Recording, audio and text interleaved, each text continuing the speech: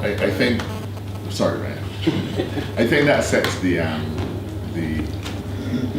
immediately obvious context for a discussion of this nature.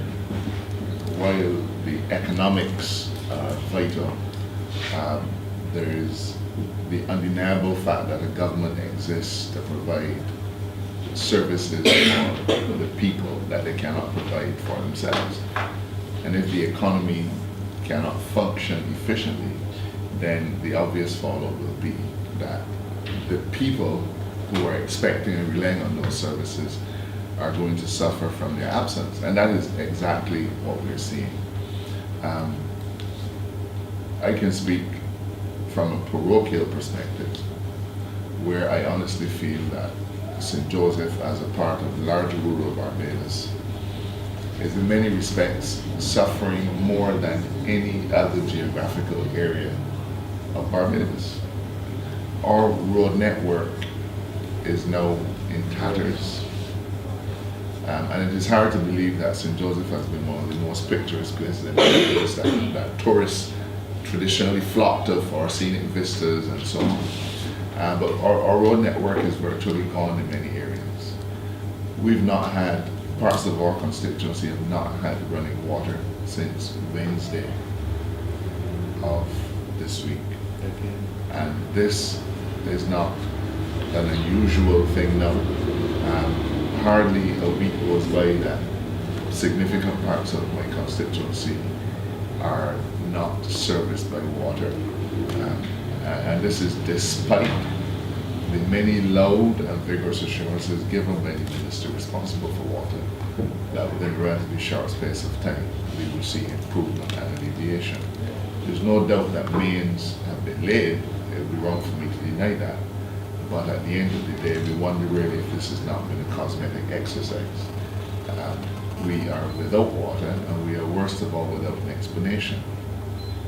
And when you add to that a failing road network, an absence of water, and then you add to that, I hate to call it the icing on the cake because obviously it cannot be, but when your garbage is not collected and it is standing on the side of your streets for days on end, you can tell what kind of disaster zone parts of St. Joseph and other rural parts of Barbados would be looking like.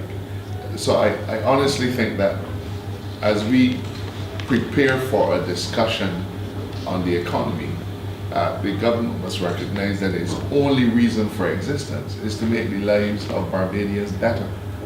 And if it just focuses on the dollars and cents of it without understanding the level of deprivation that my constituents and other constituencies, whether they're geographical constituencies, political constituencies, or economic constituencies, or social constituencies, whatever group is to be serviced, unless they recognize that they're not being served in any meaningful fashion, then we're really exercising in an entirely academic exercise in Parliament.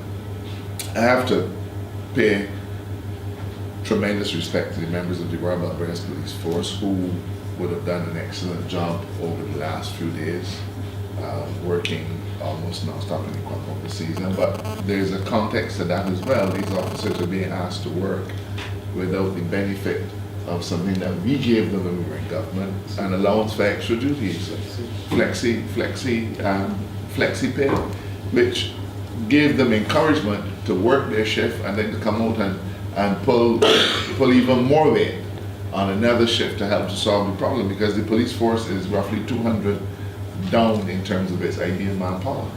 But our officers, they've performed really well, but the reality to them is that the circumstances in which they are operating are significantly worse than they were when the Barbados Labour Party was in government. They had a tremendous amount of allowances. We ensured that the vehicular fleet was refreshed constantly. We ensured that they were fully equipped. Whatever they needed, we made sure the police force got. Instead, what we have now is a politicized organization, which is in effect being emasculated. But yes, the police officers are being expected to function in the most trying of circumstances where now more than ever life and limb for them are being affected.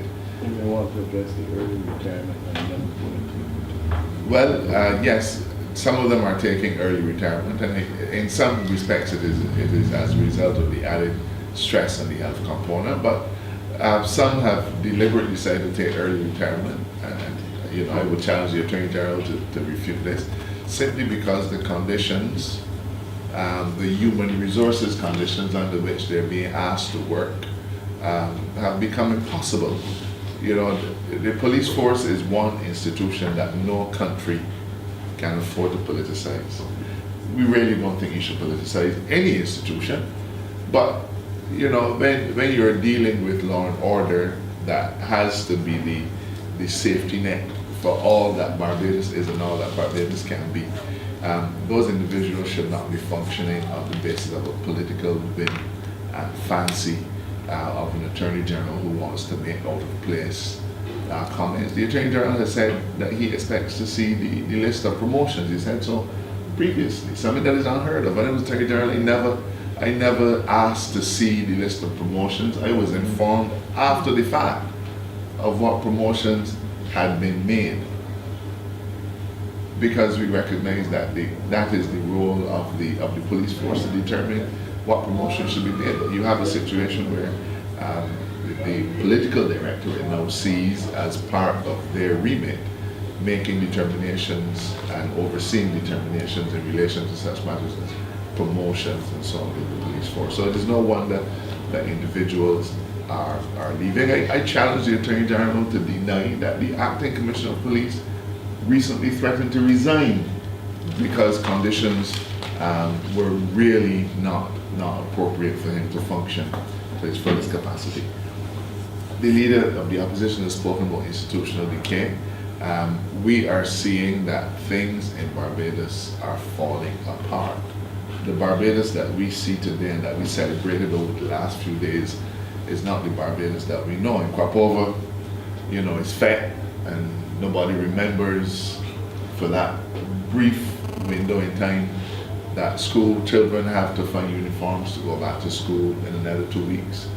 Nobody remembers that healthcare has to go back to normal. Nobody thinks about those things during the Fed, but the Fed is now over.